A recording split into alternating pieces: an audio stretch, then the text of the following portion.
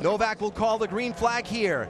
Rossi trying to stay right with Wickens. Here they come as the pace car heads to pit road. Green flag, 2 laps to go.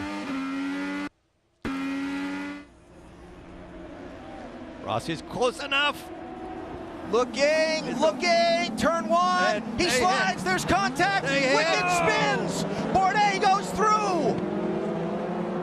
Sebastian Bourdais is leading with Graham Rahal behind him.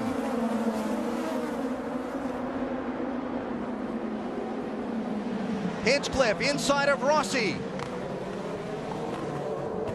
And Wickens sits stalled in turn 1. Unbelievable. Yellow for Wickens' car. Full course yellow, pits are closed. Wow. Oh, man. And that should do it for Sebastian Bourdais. He's going to get the caution at the white flag. 2 years in a row. How about that?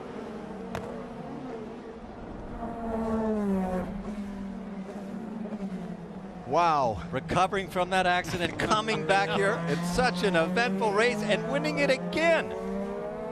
You know what he's thinking, though, when he saw those guys go around from him? He takes the lead. I believe this is white flag, Sebastian. I believe this is white flag. What about that turn of events late in the race? Well, you had to know Rossi was going to go for it if he felt there was any chance. That inside line has been delicate. He got there when he tried to power up, my opinion. You guys are the drivers. But it just wouldn't stick. He was wiggling. I mean, it was a long shot. He had to take it, but it was a long shot. But it comes back from turns 13, 14. Wickens did not get the drive off of and he didn't do the same style restart previously. So now he looks in his mirror, sees Rossi come on the inside. Perfect line here, but Rossi's already sliding. We talked about less downforce in the car, and just hits the back end of Wickens. Yeah. See, he didn't have this run on him last time. He had no choice. He had to go for that. He had no choice. This is where he starts to slide. Yeah, fans love it. Listen. What a great race. See, he wasn't this close. This will show us. This will show us.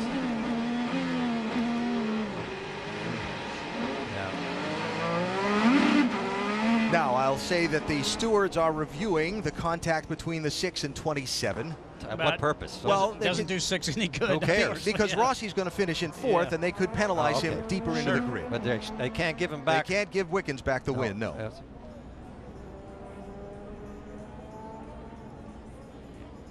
Wow. Well, this day has had more than I think the word you used on the opening was chaos. I've repeated it several times. We finish in chaos as well after a late restart. Now watch this. You nailed it, though, Scott. You nailed it. He usually is diming this, comes out of the diamond like a motocross, and he's gassing it now. No, but what before he got a jump on him. This time he didn't let him. He was right on his gearbox, and he was close enough that he could make a run for it. And when he went, he just went, "I'm going." Kind of like Kanan did at Indy and got away with it. Checkered flag for Sebastian Bourdais. His second win in his hometown of St. Petersburg. He lives just a few miles from where the race course is set up. He says he's proud to be from St. Petersburg. He's proud to represent the city. I'm proud to be a St. Pete resident. Do, but take good care of that thing. Don't overheat it, okay? And must be the team owner. After what we saw in Indianapolis last May, here he is in victory lane. How cool is that? And just to define it, that was a horrible moment in his career. To be able to recover from that and come back and win again where he started that run last year. A great race car driver. Hometown crowd there, bud. Nicely done today. Now, it's not like he backed into the win because he led the second most laps in this race, got behind on an exchange of pit stops earlier, and just was a little too far back to catch up. But he was in position when the leaders in front of him tangled. And that's all you have to be there. Yep. You have to be close. And you said, well, the first couple of cars come after the restart, but you know from doing this, if you're third, fourth, if you can see and sniff the leader, you think you can win this thing. I cannot say that Rossi did the right thing. He did the only thing he could. That was for a win. Have to be just gutted for Robert Wickens. What a drive today. Everybody knows his name now here in the IndyCar audience, but Sebastian Bourdais is going to celebrate in victory lane As we take a look at the final finishing order from today's race, Graham Rahal comes back for second. Hunter Ray was on pit road when the green flag waved. He comes back for fifth. Will Power crashed into, spun around on the second corner of the first lap. He comes back for a top 10. What a great drive from Graham Rahal. And it's really important for their team after all the work they've done this winter to be able to go away with a second place. And it was looking pretty bad for a moment. Now, just an asterisk here. If you click on the IndyCar website later and you find some of these positions have shuffled, they do have to go back and review this with all the chaos of the final lap and make sure. But this is how they're scored at the moment, with, of course, Sebastian Bourdais getting the top line on the chart. You know, it's interesting because I think this new car has taken maybe some of the advantage away from some of the big teams. Wickens, you see there, marked in the 18th spot, and a rookie could have won this race today. We have a bit of the changing of the guard going on, Eddie, with 7 rookies here so far. Yes, Matthias Lace is at the very end of it, but I count for him to possibly win a race this year. It was exactly what his teammate Tony Kanaan said earlier this I would not be shocked if Wickens sticks his nose up there very often this year for a win. Stewards have reviewed the contact between the 27 and 6. No action will be taken. So it's racing. For me, that was a racing. He didn't run into him. They just were fighting for the same piece of track. What a great win. I'm so proud of that.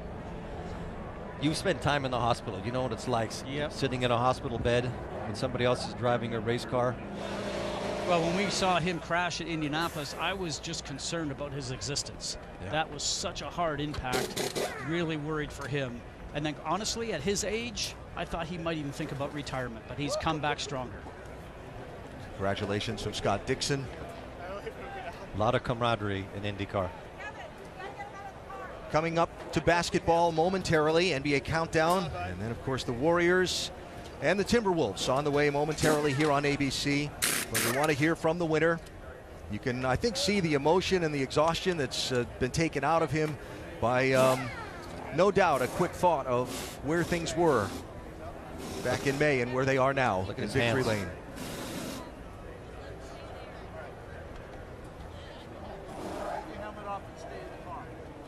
That's a true warrior in that car.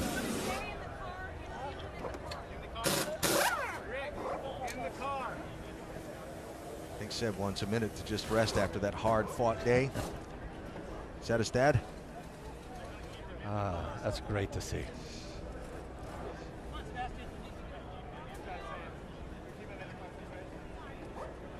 We're going to jump in right now with Sebastian Bourdais. He is exhausted. Let's talk about the emotional journey that you have had. You won this race a year ago, and that was emotional. What does it feel like today?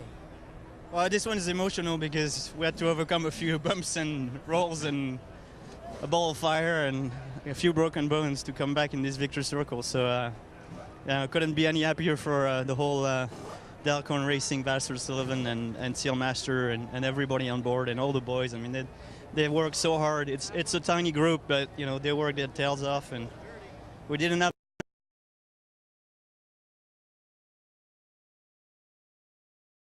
and we just, you know, we pulled it together. We're gonna get a podium, which was awesome, and you know I was really happy for Robert, and you know kind of heartbroken for him, but you know for us it's just such an overcome. You know, it's such an upset. I can't quite put it into words.